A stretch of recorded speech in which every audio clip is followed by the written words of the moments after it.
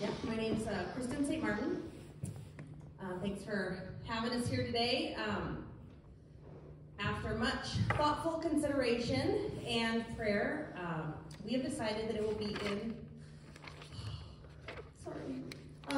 McKinley's best interest to finish out the last semester of 6th grade in the Home Link program. All of those lovely numbers that we saw in your SBA report really show how that 6th grade group is struggling. And she is included in that struggle. She's been experiencing severe anxiety over the last few months revolving around school, and it has greatly impacted her mental health in a negative way. Her teachers may not be able to see the effects of this in the classroom because she is putting on her goofy face until she gets home. The stress has been building to the point that we feel she needs a break from the chaos that surrounds her at the middle school. It's important for her to be involved in a learning atmosphere where she feels safe to learn and to grow. You see, there's a pressure building. We all feel it. MK does not think that any one teacher is extra mean or yelling at her or treating her unfairly. That's not happening.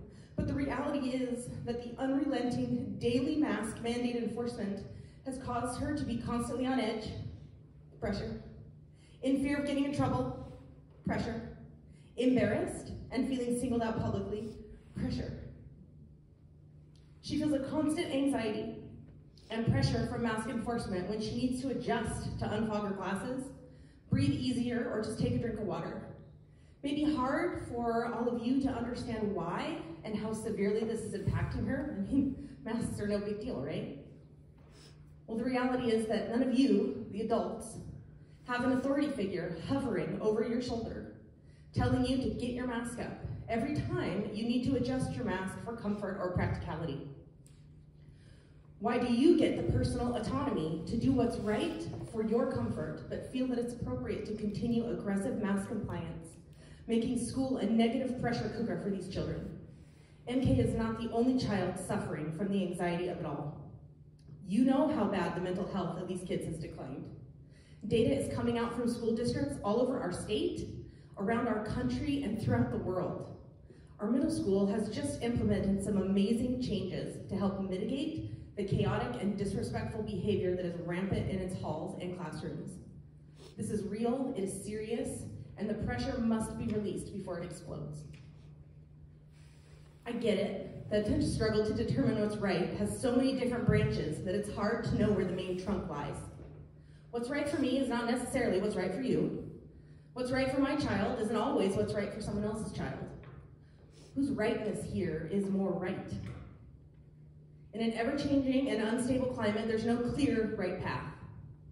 When my family and I look to Jesus, the unchanging, always stable, founder and perfecter of our faith, and compare it with the aggressive, negative mandate compliance against the good and true character of God, we can clearly say that none of this forced compliance is proving to be good, or true, or lovely, or fruitful, or kind. How many teachers are experiencing more joy through any of this? How many students are experiencing lower anxiety levels, less depression, less self-harm episodes, less suicide watch, less substance abuse? All of those effects are happening in our kids. None of it is less. They are negative results of a wicked, negative pressure that has been building and is smothering our children. The world is waking up. We are only one of 12 states that is enforcing mask mandates in K-12. 38 other states are free. 38. Other countries around the globe, like the UK, are canceling all mandates. New York, even just today, passed a law in their courts that said that universal masking is unconstitutional. I am here talking to you because you are the direct voice of our district to Rydell. He is the direct voice to Inslee. I am here and have continued to show up and advocate for change because this is the chain of command. I do support you. I do have faith in you, but I am disappointed in you for not taking action on this issue. We can all agree that in-person learning is critical for these kids, and we know that the threats of comply or lose funding in Washington State are real.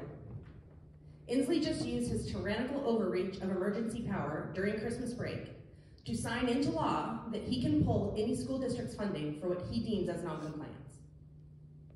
The fear of losing funding and having to go virtual or close completely has caused this mandate compliance to land squarely on the shoulders of children who shouldn't have to bear the weight of this political pressure from our state leaders.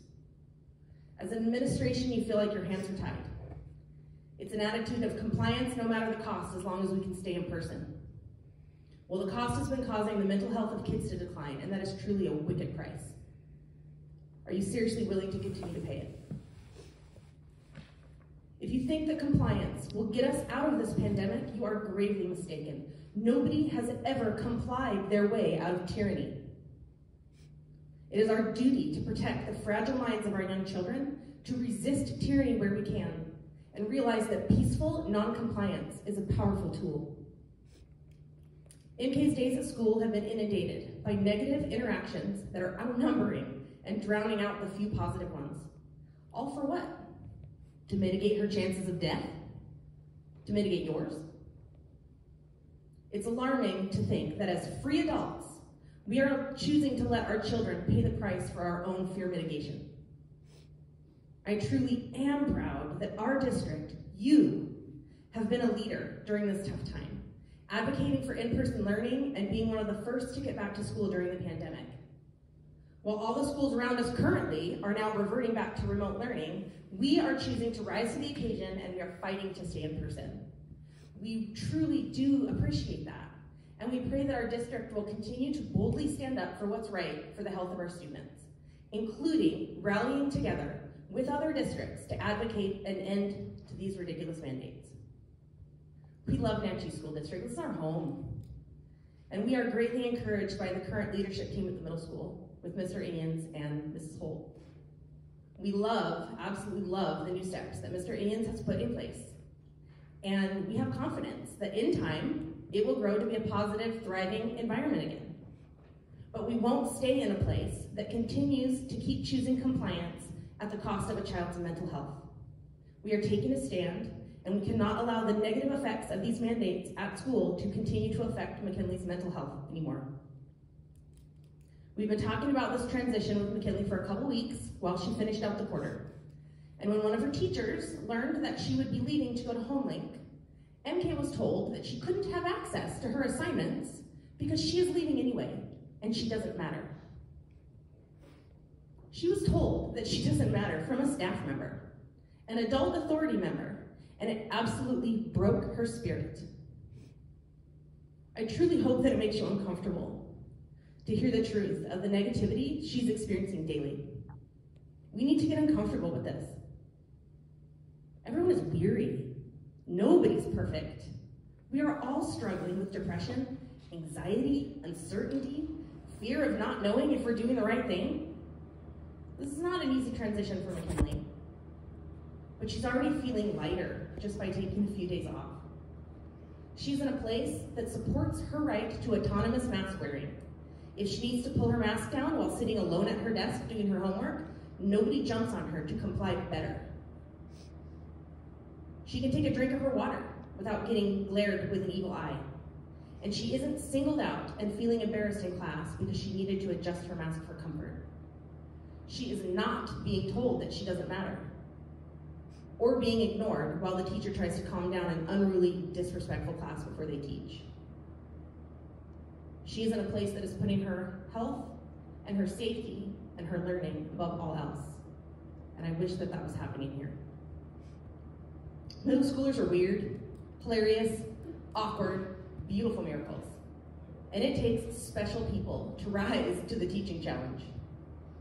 I have faith we can do better. I challenge us all to humble ourselves, reevaluate what is obviously not working, and admit that the system is flawed. Please know that we do support you, and we understand the tough position that you've been put in through all of this. Naches is truly an amazing community to live in, and we can be stronger together. I want to stand up and proudly be able to say that it's a great day to be a Ranger. I'm hoping someday soon I'll be able to say that again. Thank you.